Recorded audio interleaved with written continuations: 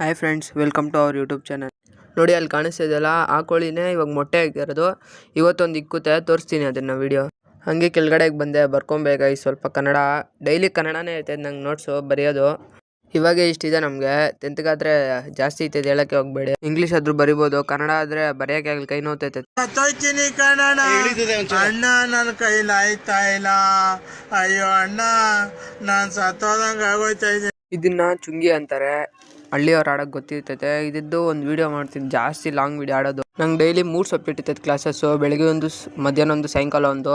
ನಾನು ಬರೋದು 5 ಗಂಟೆಗೆ ಸಾಯಂಕಾಲ. ನನ್ನ ಬುಕ್ಕುಗಳೆಲ್ಲ ಎತ್ಕೊಂಡೆ, 3 ಸಬ್ಜೆಕ್ಟು. ನನ್ನ ಎಕ್ಸಾಮ್ ಪೆಂಡ್ ಮೇಲೆ RCB ಲೋಗೋ ಹಾಕೊಂಡಿದ್ದೀನಿ. ನಿಮ್ಗೆ ಯಾವ ಟೀಮ್ ಇಷ್ಟ ಆಗುತ್ತೋ ಅದು ಕಮೆಂಟ್ ಮಾಡಿರಿ.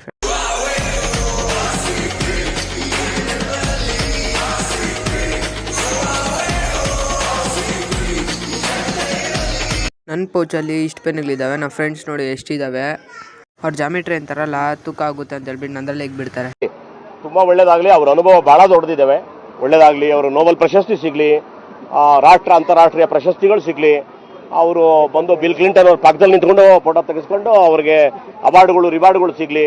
ನಾವು ಕನ್ನಡಿಗರಾಗಿ ಅವ್ರಿಗೆ ನಮ್ಮ ಮನೆ ಮೆಟ್ಲ ಮೇಲೆ ತುಂಬ ಗಲೀಜಾಗಿತ್ತು, ನಾನು ತೊಳಿತಿದ್ದೆ ಇವತ್ತು. ನೋಡಿ ಎಷ್ಟು ಗಲೀಜಾಗಿದೆ. ನಾನು ಡೈಲಿ ಯೂಸ್ ಬಟ್ಟೆಗೆ ತೆಗ್ದಾಗ್ದೆ, ಸ್ನಾನ ಮಾಡಬೇಕಾಯ್ತು.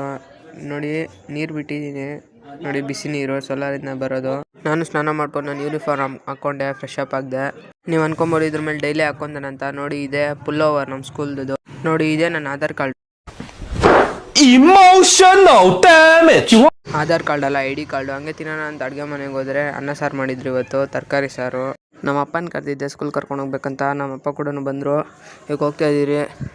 ಸ್ಕೂಲಿಂದ ಬಂದೆ. ನನ್ನ ಬಾಕ್ಸಿಗೆ ನೋಡಿ ಇವತ್ತು ಎಷ್ಟು ಕವರ್ ಹಾಕೊಂಡು ಹೋಗಿದ್ದೀನಿ, ಯಾಕಂದರೆ ಸಾರು ಹಾಕೊಂಡು ಹೋಗಿದ್ದೆ, ಅನ್ನನೂ ಸಾರು. ಅದಕ್ಕೆ ಆ ಬಾಕ್ಸ್ನ ಎತ್ಕೊಂಡೋಗಿ ನಮ್ಮಮ್ಮ ಕೊಟ್ಟೆ ತೊಳೆಯೋಕ್ಕೆ. ಹಾಗೆ ನಮ್ಮಮ್ಮ ಟೀ ಕೊಟ್ಟರು. ಇವತ್ತೇನೋ ತುಮ್ಗ ಕೊಟ್ಟಿಟ್ಬಿಟ್ಟಿದ್ದಾರೆ ಟೀನ ಇವತ್ತು.